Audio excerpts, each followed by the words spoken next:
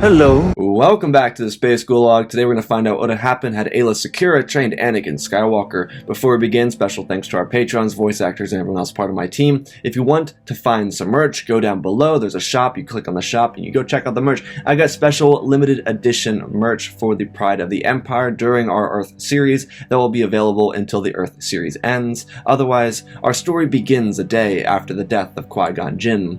The Jedi Council had been to Naboo and they had just returned to Coruscant. When they returned, Jedi Master Yaddle informed the Council that she was stepping down from her seat on the High Council. She seemed rather despondent about her decision, but she did so anyways. On the other hand, Yoda had informed Obi-Wan Kenobi that he would think about the decision regarding young Skywalker and inform him of the choice upon their return to Coruscant.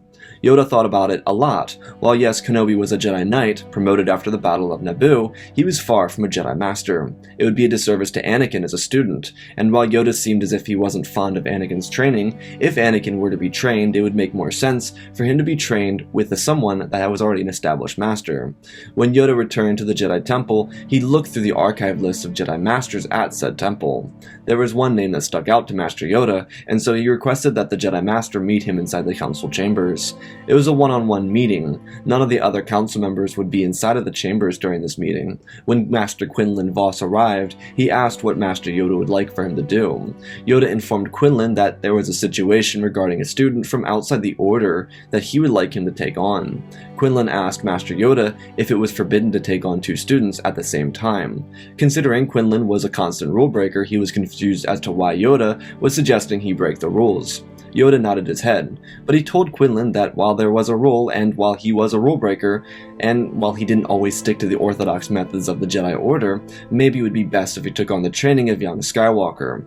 Quinlan asked what would become of Aayla Secura.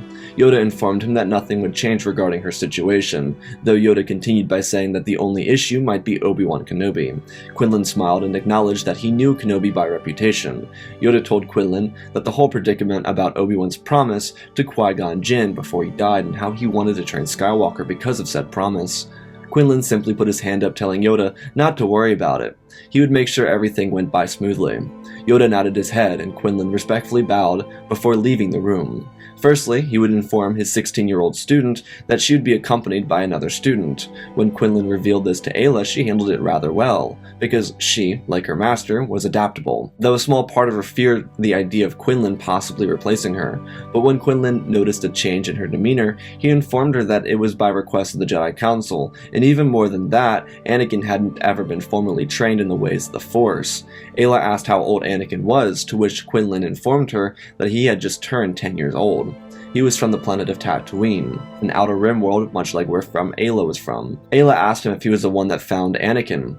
Quinlan shook his head. While yes, it was true that he was on a solo mission to Tatooine, it was actually Qui-Gon Jinn who found Anakin and brought him to the temple. Aayla noted that was quite a predicament though, to which Quinlan admitted that it was funny. He saw Qui-Gon on Mos Espa, he just didn't approach him because he didn't want to blow his cover. Part of the reason Yoda chose Quinlan was because he knew that Aayla was mature enough to be an older sibling in a way for Anakin. Because Quinlan was sometimes requested to go on solo missions across the galaxy, that meant that at the very least, he would have Aayla to be a support for Anakin, with her master gone. This was what Quinlan envisioned working well with Aayla and Obi-Wan. Because Obi-Wan was nearly a decade older than Aayla, it would allow both Kenobi and Secura to get in-person training experience with Skywalker, though not enough for them to deter his path in any way, shape, or form. Quinlan, obviously handling the majority of Anakin's training, would be able to judge how far along Aayla was, considering Quinlan believed she to be ahead of her progression as a Jedi Padawan. Aayla knew that her teacher had faith in her, and she took it with great respect and great honor. Quinlan would move from his student over to someone he had a lot of respect for, and that was now Jedi Knight Obi-Wan Kenobi. Qui-Gon and Quinlan got along well as Jedi Masters, and Qui-Gon always sung Obi-Wan's praises. He did this just with about anyone he came across, especially other Masters. Obi-Wan had a really solid reputation within the Jedi Order, and now he was making waves because he was the first Jedi to defeat a Sith in over millennia. Quinlan approached Obi-Wan and Kenobi was very aware of why this encounter was happening. It was more condolences for Qui-Gon's passing, but when it wasn't that, he was very surprised. Instead of Yoda doing this and informing Kenobi, Quinlan thought it'd be best that Obi-Wan not lose his respect for the Jedi Council. The High Council had Obi-Wan's respect, and Quinlan knew this because of Qui-Gon talking about him.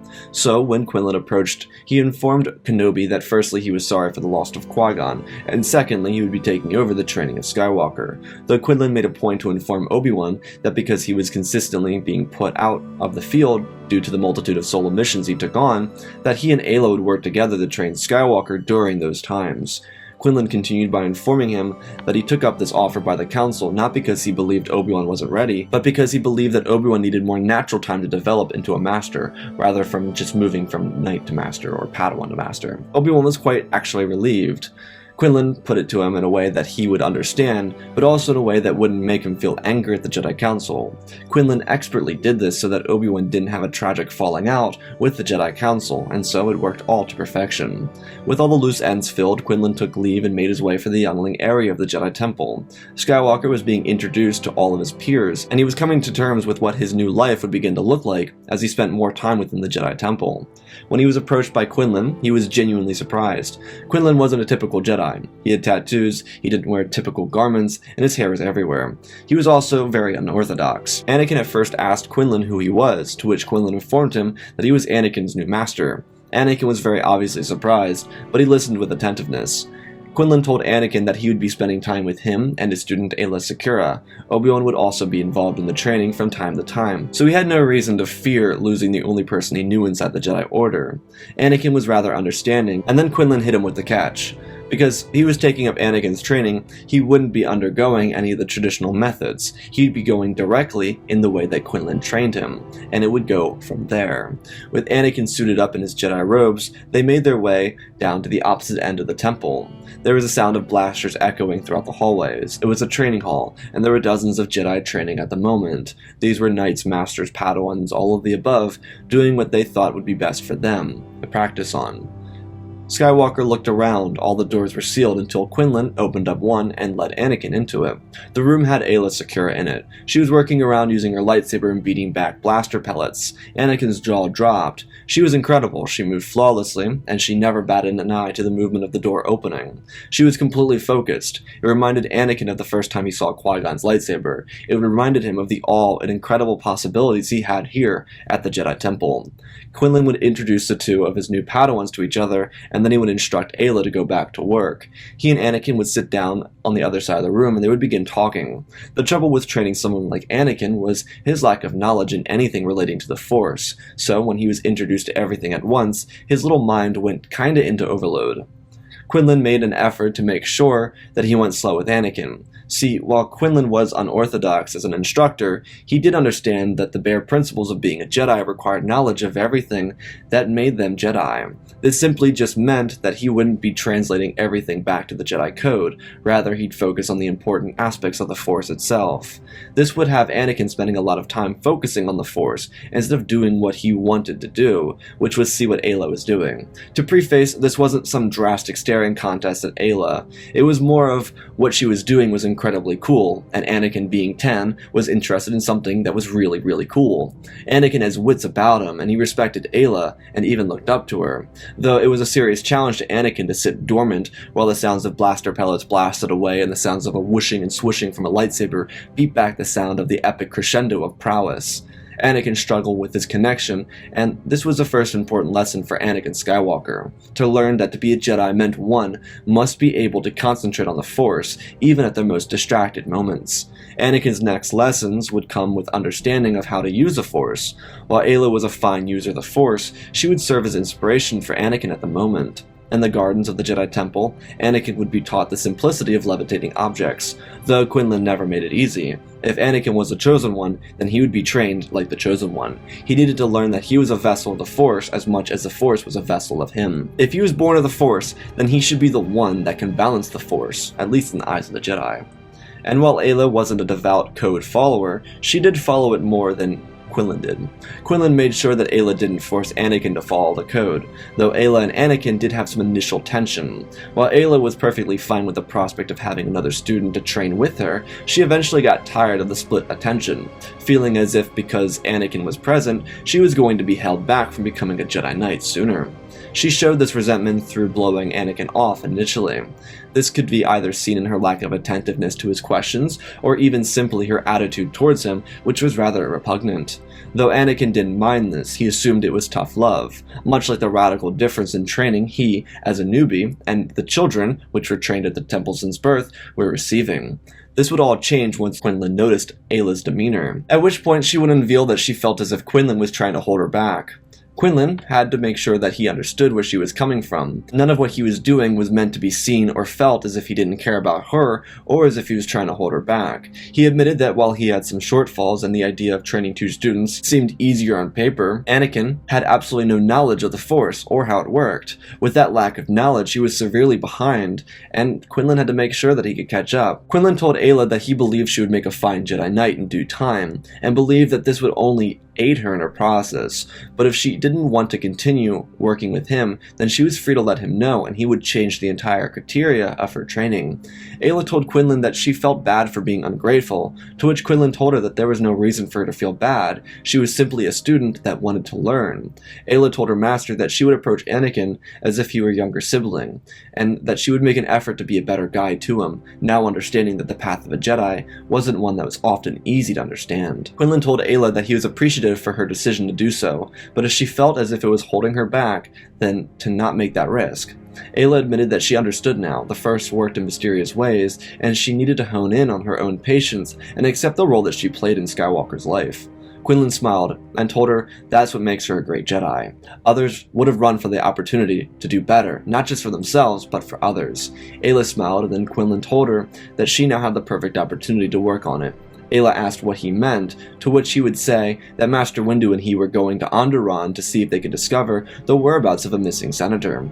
The mission could be anywhere from a couple days to a couple weeks. Quinlan told her that Obi-Wan was already informed, and it would be up to the two of them to fill the role of Master for Anakin. Aayla took on this challenge as she did with any other, with radical excitement and eagerness to rise to the occasion. While Aayla had no intention previously of becoming a Jedi Master, at least until her 30s, she accepted the challenge that presented itself here. Aayla and Obi-Wan would meet up and discuss what they could do and what they needed to do for Anakin during this time. Obi-Wan caught up on everything that Anakin had been taught thus far, and well, everything he still needed to be taught. The two Jedi worked together throughout the night to come up with lesson plans for the next couple weeks, preparing for the longest amount of time it could possibly take for Quinlan to return. But because they were still young and eager minds, their idea of teaching involved fun. Their teachings would revolve around teaching Skywalker how to find harmony in the Force, and then they would work on him with the most of his focus, and then for fun, they would borrow a lightsaber from the youngling section and allow Anakin to mess around with it. Was this a terrible idea? Probably. Did they care? Not really. But the entire duration would be consistently productive for them. Skywalker would grow really well during this time, and the most important leg of this short period would shine through. The bond that would be started between Aayla and Anakin, as well as the bond between Obi-Wan and Anakin. Aayla and Anakin adopted a simple brother and sister relationship, though Aayla was an older sister to Anakin, and so she had the free rein in her mind to be as boisterous with her decisions to teach Anakin as she wanted.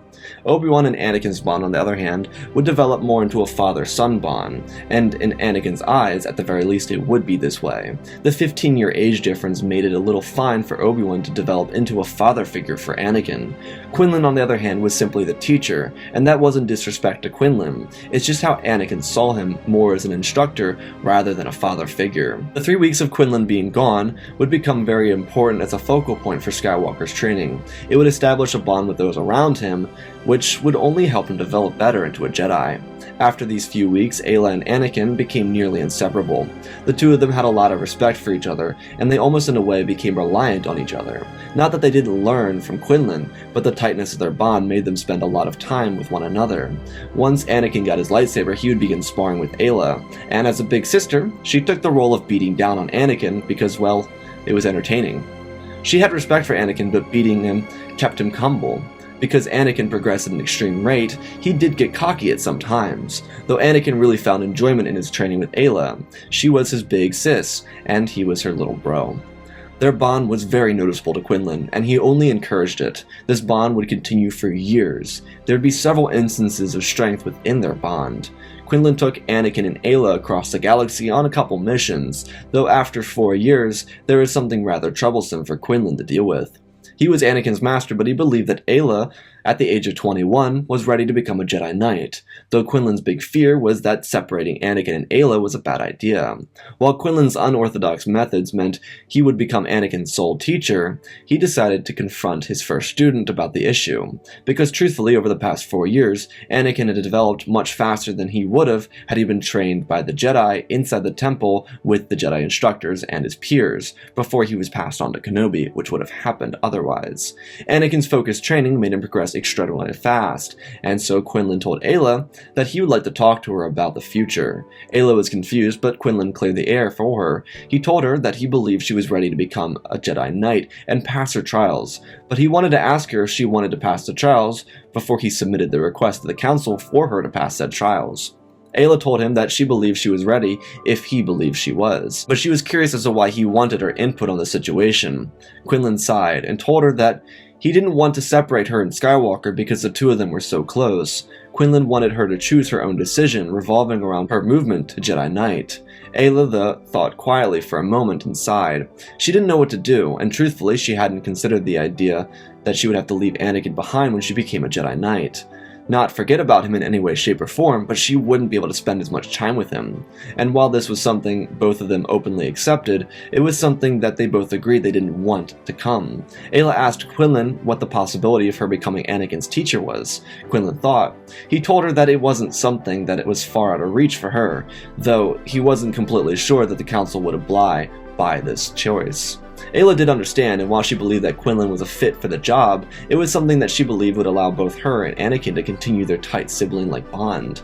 Aayla told Quinlan that the choice would be by the will of the Force, and she trusted that whatever came their way would be the best outcome for them. Quinlan nodded his head and told her that he'd have an answer for her in a short period of time. Quinlan would send in a request for Aayla to pass her trials, though without informing the council that Aayla had any inclination to train Anakin herself. Quinlan had a plan in his mind that he believed would favor all parties, and so after a few days, the council would approve Aayla to attempt to pass her trials. Aayla would have no issue passing said trials, and she'd become a Jedi Knight. In Ayla's mind, it was rather bittersweet of a moment for her. While yes, she was able to pass her trials with flying colors, she would now be separated from Anakin for elongated periods of time. Very likely. And then she turned around to see Quinlan and Obi-Wan walking towards her. Quinlan told her that she and Obi-Wan would be mastering Skywalker together. Quinlan told them that he'd be an advisor for their situation. Aayla asked her former master if this was even legal. Quinlan just smiled and walked away. Aayla looked at Obi-Wan and asked how he felt about it. Obi-Wan admitted that he knew it was a surprise to her, but he believed that they had done fine thus far, and from here on out, they would continue to do fine. Not to mention that Quinlan would be there to support them if they needed. Though Obi-Wan told Aayla that if she wanted more of an independent role in teaching Anakin, then he would be okay with backing off. Obi-Wan knew how tight Aayla and Anakin were, and he was happy that Anakin found someone to be in a bond with, especially considering Anakin had no knowledge of where his mother was. Well, not really. He was under the impression that Shmi had been bought from slavery, and that she went to the Lars farm, but other than that, Quinlan didn't know. He went out to Tatooine on a mission and tried to free her, but she was already freed. So Anakin's reliance on his bond with Aayla and Obi-Wan became even more prescient to him. Regardless, Anakin would be informed of the new situation, and he would welcome it with open arms. Aayla was a fine teacher. When she and Obi-Wan and Quinlan behind her back, now she was challenged to be a fine teacher without the support of her master, now being herself as a master at the age of 21. Though because Obi-Wan was assisting with this, he would be considered a master as well, though the council wouldn't be informed until Anakin was ready to become a knight. Since Anakin was mature enough to handle himself, Aayla would begin to take her student on missions across the galaxy. Because of how tight their bond was as teacher and student, or simply brother and sister, they were able to function on a higher frequency in these situations of high stress. These did happen, of course, from time to time, and for Aayla, she did realize that she didn't need to rely on Obi-Wan or on Quinlan. Aayla made a special point of being outside the temple. This may have been slightly of a selfish decision on her part, but it actually worked out well in their favor. She was a knight, well actually a master, and she didn't get to ever travel off-planet because she was responsible for Anakin when Quinlan left. Not that she complained, but she genuinely loved her now student, Not that she complained, she genuinely loved her now student, but she wanted to experience that adventure. Sure, the Jedi adventure, not whatever, but her master was Quinlan Vos, the literal embodiment of chill brah. Aayla took Anakin out across the galaxy on a multitude of missions, and the two of them built up a reputation. Though because Aayla followed in her master's footsteps by training Anakin in an unorthodox method, the council realized that Quinlan was no longer the teacher in this situation, also coming to realize that Quinlan, Secura, and Kenobi went behind their backs to do a little training scenario. They weren't exactly favorable towards the blatant lying, but Master Yoda disregarded the council's want to punish the three of them. There was only one reason why, and it was because, simply, Anakin had become a Jedi, and he was working very hard. He was loyal to the Jedi, and he didn't have any of the major concerns the council was worried about before they accepted him into the Order. It kinda worked out, because their unorthodox behavior made Anakin more of a Jedi than a rebel, and well, the council appreciated that.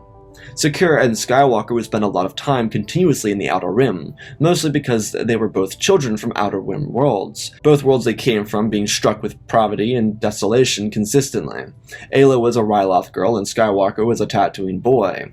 The two had a very clear line of understanding with each other. They didn't struggle with understanding each other, and even when Aayla became Anakin's official master, the dynamic of sister and brother never changed between the two of them. It was a deep, respectful, loving bond that emboldened them both in the best possible ways. Over the coming years, Anakin would be able to take the fight to his sister, who loved to beat down on him when he was younger. Though, in retrospect, it made both of them better duelists, especially when Anakin became physically stronger than Aayla. When Anakin's physical strength outweighed Ayla's strength, she was able to adapt to it, and use her strength in Form 4. While Aayla adopted this from her master, Anakin adopted Form 5 from Quinlan. Master Vos used Form 4, but he also used a reversed grip variant of Form 5, which inspired Anakin's usage of the lightsaber form, though he didn't use a reverse grip style. Regardless, in the Outer Rim, Anakin and Aayla would spend the longer part of the occurring years out there. Of course, they would want to return to Coruscant, and they did from time to time, but they mostly endured the challenges that the Outer Rim presented them. Because of the tension in the Outer Rim, Aayla and Anakin got used to being in high-stress situations. There was also something else notable about this master and apprentice duo. Secura wore more revealing clothing as a tribute to her Twi'lek society, and Anakin's robes were, well, rather dark. Not a surprise coming from either Quinlan or Aayla, but still notable. Specifically, Anakin's development was much tighter and tied to the Jedi. He didn't have to face hardships with other younglings, and he thrived off his small circle of instructors. Anakin didn't hold any resentment towards the Jedi, and he rather simply enjoyed the Temple. Though a lot of Anakin's feelings towards the Temple were created because of the fondness of memories he had during his childhood and the period of growing up at the Temple, nostalgia if you will. Aayla and Anakin were out in the Outer Rim on an extended mission on Teth when they received a contact from the Master of the Order to depart from Teth and rendezvous with the Jedi over a nearby planet of Geonosis. Aayla and Anakin had been gone to Teth after they saved Anakin's mother on Tatooine. It was a short stint, but the two Jedi were able to negotiate the freedom of Anakin's mother with the Tusken Raiders without having to slaughter them. Aayla was good with this kind of bartering, and so it worked out for everyone before they went to their mission on Teth. While they didn't really know what this was really about, they did abandon their mission and met up over Geonosis a little late. When they did arrive, they exited hyperspace to see massive cruisers they'd never seen before, though it was obvious that it was a Republic invasion of the planet. They followed the ships down to the planet, and when they landed, they met up with Mace Windu at one of the several stationary command posts. Mace filled Aayla and Anakin in on what had happened and essentially informed them that they needed to get ready for the fight of their lives. Their confusion was through the roof, and yet they followed orders. At this point, Mace had a lot of respect for Anakin, and he had no reason to distrust him, but Mace did believe Anakin should have become a knight the year before. He wasn't overly fond of the fact that Aayla and Anakin were as close as they were. Even though he knew their relationship was very platonic, they relied on each other a little too much. Regardless, the battle was afoot, and they needed to focus on what was in front of them. Leading the clones were the handful of Jedi that survived the battle in the arena. While Aayla and Anakin didn't know about Padme, the Senate issues, or how Geonosis was discovered, none of that mattered at the moment. On the other hand, there would be no confrontation with Dooku. He would simply slip off of Geonosis with the Death Star plans and return them to his master. On Geonosis, the Republic would go in with its new troops and they would rip to shreds the droid forces in an overwhelming victory. And then the war began. Anakin became a Jedi Knight after the Battle of Geonosis, as well as Aayla and Obi-Wan receiving the credentials appropriate with those of a Jedi Master. Obi-Wan was included in this because he was present with the bare minimum requirement to get the title of Jedi Master. Anakin was happy for both Kenobi and Secura. He loved them both to death, and on top of that, Quinlan was even more excited to his protege's growth. Though Quinlan would serve a much different role than the other two in the Clone Wars. He wouldn't be assigned a Legion, and he would be left for important missions the Jedi needed him to finish. On the other hand, Aayla Secura and Anakin Skywalker would be assigned the 501st together. The Jedi believed that it was too late to be separating them, and it would be better if the two of them led the 501st together. Being that both were higher ranks than Jedi Padawans, they were both considered Jedi Generals, and they shared their power equally as Jedi Generals as any good brother and sister would do. On the other hand, Anakin wouldn't ever receive Ahsoka Tano. About a week after the Battle of Geonosis, she'd be picked up by Obi-Wan Kenobi and become her student. Anakin didn't really want a student. He had his big sis to worry about, and he believed that a Padawan would take away his role on the battlefield, making him worry about someone else who could be very easily killed or hurt, if they weren't careful or couldn't follow orders, of course. Anakin took the war very seriously, and he would see his first major conflict on Christophsis, where the 501st and 212th mounted up together with 3 Jedi generals and worked on fighting off the Separatists, though one cunning advantage would come from this. The trio of Jedi would be able to capture former Jedi and assassin Asajj Ventress during the skirmish behind enemy lines. While the clone army would be heavily damaged, Ventress's capture would benefit the siege. While the battle itself would be damaging to the clone forces, it would be a Republic victory, though it would send Aayla and Anakin back to Teth to find Jabba the Hutt's son, something the two of them would be able to easily accomplish, especially with Ventress in the Republic hands on the capital world of Coruscant. Dooku's focus was on Jabba and the hyperspace lanes he rather had than retrieving Ventress, and that backfired on him. As the war continued, Palpatine would begin to pull Skywalker from combat. While Anakin was a good soldier in the war, he listened to the Commander-in-Chief, but he wasn't exactly fond of leaving Aayla behind during the Clone Wars. It felt like betrayal, though Aayla didn't mind because she believed that Anakin was always on important missions. She trusted that it was out of his control, and that he was being forced to do something he didn't want to do, which was the truth. Aayla and Anakin's bond continued throughout their ranks, and their closeness with the clones prevailed more than anything else. The two would embark on several of the deadliest battles during the Clone War. The 501st was the most worn battalion of the clone army, and they earned their colors by fighting like the best. There were other great legions, but the 501st was thrown into the worst of the worst. The Republic struggled throughout the early war, but small success kept their fight alive. The Scourge of the Malevolent, stopping the Blue Shadow virus, liberation over Ryloth, and the capture of Ventress, Newt Gunray, and Wat Tambor. Because there was no Ventress, and Grievous was currently leading a path of rampage across the galaxy, Luminar Unduli and Barriss Offee were able to transport Newt Gunray to Republic prison on Coruscant. As the war got later, Anakin and Aayla would find themselves rescuing Jedi at the Citadel and on Umbara, though because of Ayla's presence, Master Pong Krell wasn't brought into Umbara. But Anakin did miss one of the bloodiest battles of the entire Clone War. Under the Shroud of Darkness, the clones would fight the Umbarans after they dug their slimy heels into the ground of the planet and opted for oblivion at the hands of the Republic. With Aayla leading the charge and Fives, Rex, Hardcase, and Jesse behind her, they would achieve victory. And one of the more remarkable stories that would come from this would be the survival of Clone Trooper Hardcase. Though Umbara tested the clones unlike anything else, and when Anakin returned, he would profusely be apologetic for the endeavors the clones and his Sith had to go through without his aid. While Anakin had no issue getting close with the Chancellor, the constant pulling from him from combat was really irritating. He enjoyed the Chancellor and saw him as an older friend, but Anakin never really bought into the hyping up that Palpatine did for him. There was only one reason for that though. Whenever Anakin came back to the battlefront, his older sister would keep him humble, so the hyping up that Palpatine did didn't really matter. Aayla didn't care for the Chancellor and that he was being nice to Anakin, but she did believe that it would be detrimental to Anakin's success if he allowed the type of thoughts that Palpatine had infiltrated his mind. She wasn't wrong either, but filling the role she filled for Anakin would certainly be easy for her to fill, keeping Anakin humble. The war would rage on, and then they would join Masters Tipla and Tip Lee at the Battle of Ringo Vinda. The Jedi would be on a push. It was honestly nice for Skywalker and Secura to work with two Jedi that had a similar bond of what they had.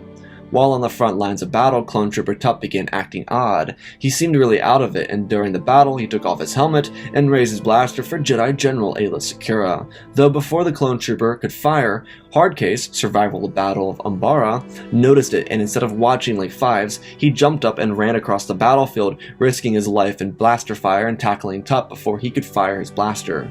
Hardcase threw Tup's blaster away and picked him up, dragging him backwards into an audacious corridor. Anakin and and Aayla noticed this, but because the Jedi weren't killed, they still had the advantage. Clone Trooper Kix took over Tup and told Hardcase to return to the battle after locking Tup up in security restraints. On the battlefield, Tiplar and Tiplee worked like sisters. They were pushed on the forward right flank. As they pushed forward on the right flank, while Sky Guy and Secura wiped the floor with the left flank, their counter-assault was successful and every strike the Separatists made was failing. Before Skywalker leapt through the glass at the top of the structure overlooking the battlefield to find the formerly thought to be dead Admiral Trench. Aayla followed him up and the two of them fought side by side with each other. They cut down the droids and instead of killing Trench, they captured him, making the Battle of Ringovinda an absolute success. A Venator would transport Trench back to Coruscant to rot in jail with Asajj Ventress. Sadly, the Trade Federation and Techno Union were able to break Tambor and Gunray out with their political advantages. Asajj didn't fall under any of that, and so she was abandoned by her master, again. It pained her, but Dooku never searched for another student. On the other hand, Clone Trooper Tup was taken to Kamino in an acquaintance with Aayla Secura. She told Anakin that she would handle the rest of the situation and support Fives and Tup through the entire process. It should have been really simple, but it wasn't. Complications immediately arose when Fives noticed there was something wrong. With two Jedi who supported the actual life of the clones and actually valued them, Shaak Ti and Aayla Secura would stand with Fives and request that he be taken to Coruscant and the Jedi Temple. The chief medical scientist Lama Se was instructed by Palpatine to drug Fives, so that it seemed as if he was outside of his literal mind. But with Shaak Ti and Aayla Secura present, Lama Se couldn't do that. And because Shaak Ti and Aayla had their suspicions about Lama Se, they didn't let her out of her sight.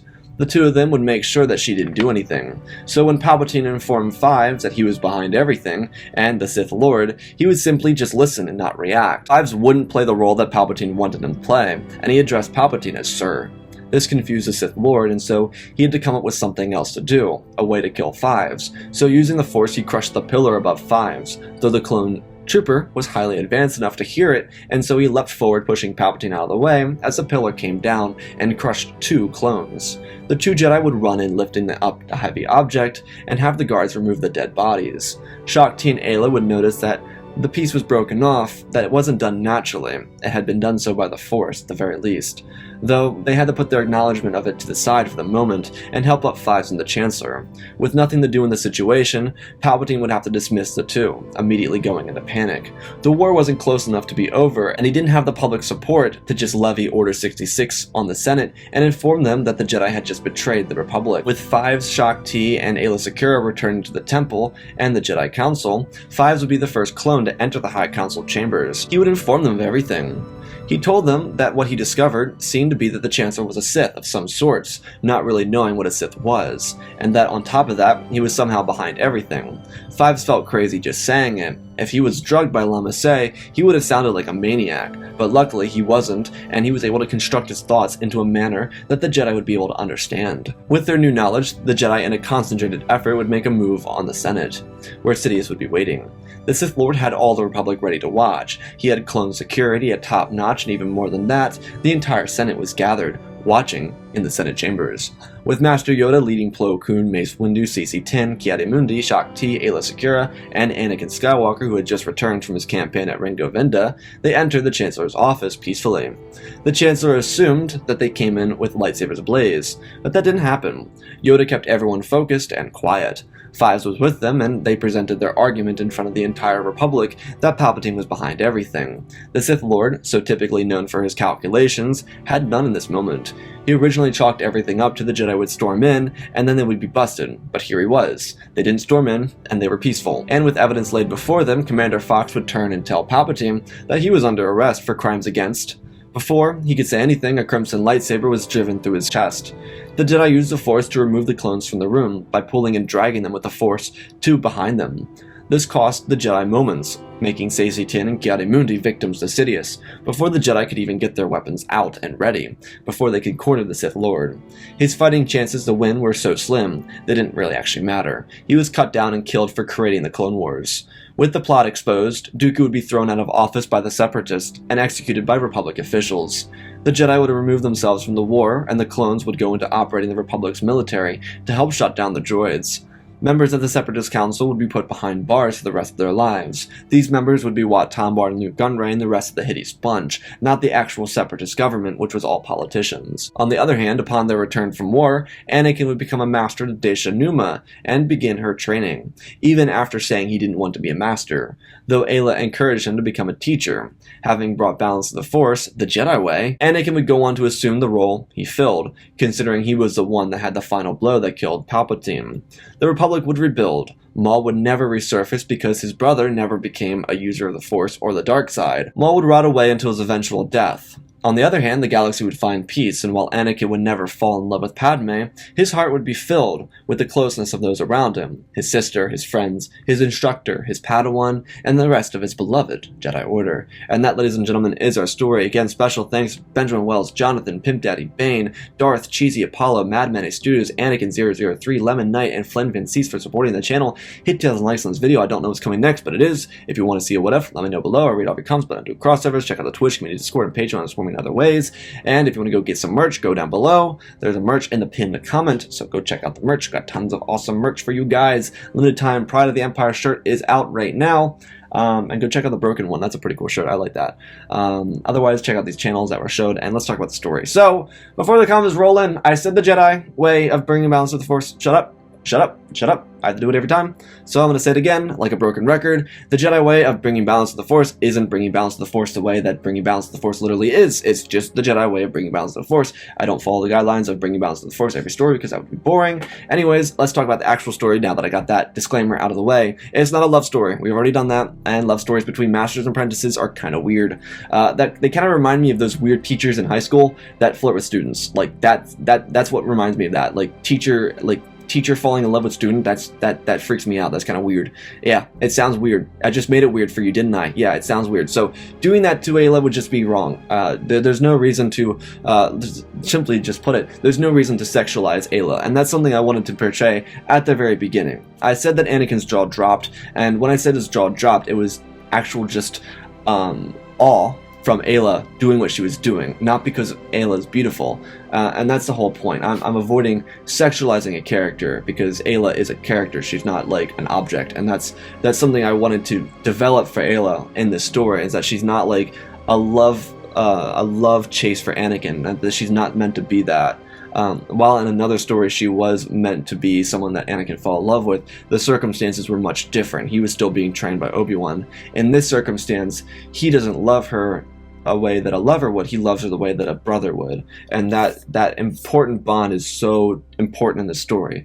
Again, Anakin doesn't lose his feelings for emotion. He just doesn't have room in his heart for someone like Padme. He doesn't need to fall in love with Padme, and Padme doesn't become part of the story because she's not important to the story. She doesn't really offer anything to the story because she just doesn't fit in. It would just be weird. Also, the age difference between Aayla and Anakin is 7 years, and that was the hardest thing for me to develop into her becoming a teacher. The only way that I could really do it is the way that I did it. The way that I did it is have her kind of develop into a teacher because she took on a role that she wasn't meant to take as a Padawan.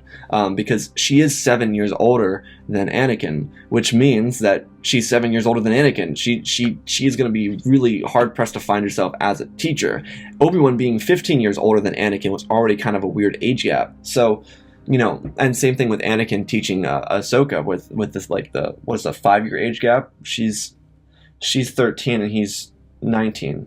That's what is that? That's something. I can't do math. That's six years. Yeah.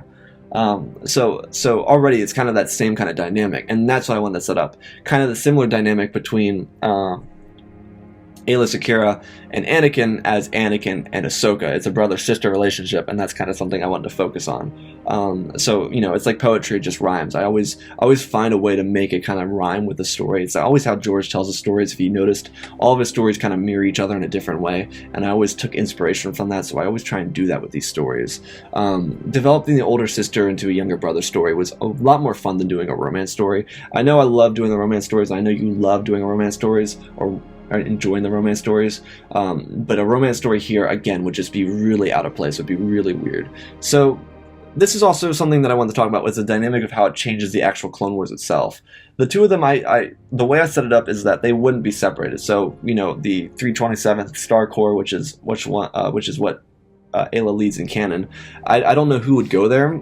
You could put somebody in there. That's up to your imagination, but it doesn't really add to the story. Saying like, oh, this Jedi is there. It's like Ima Good is, you know, leader of the 327th. Doesn't really do much for the story. So moving on from the 327th is about how Aayla and Anakin essentially become Anakin and Ahsoka during the Clone Wars, except Anakin has become a knight before the Clone Wars began. There's also an importance of Hardcase. Hardcase is a very important character in the story because he's the only reason the story ends the way it does. I wanted the story to be kind of different, and I think Hardcase is someone who would have noticed Tup. I think they were all friends. They were pretty much all friends. Tup, Hardcase, Fives, Jesse, all those people. And I think Hardcase could have saved that situation, and having him save that situation instead of killing Aayla could have allowed Fives to be saved, essentially. And I thought that'd be a different outcome, something that'd be different, a little bit more creative than just, oh, the Jedi figured it out, so they're gonna go kill him. It's more like, oh, wait, Palpatine's actually gonna try and do something. He's like, he sets up like a State of the Union address, essentially. He's like, I'm gonna talk to everyone, and then like everyone's watching. They're like, oh, Palpatine's doing an emergency State of the Union. And the Jedi come in, and he's like, okay, they're gonna try and kill me, and then they don't, and then he's exposed, and then the entire galaxy hears that he's exposed, and it's like, oh, okay.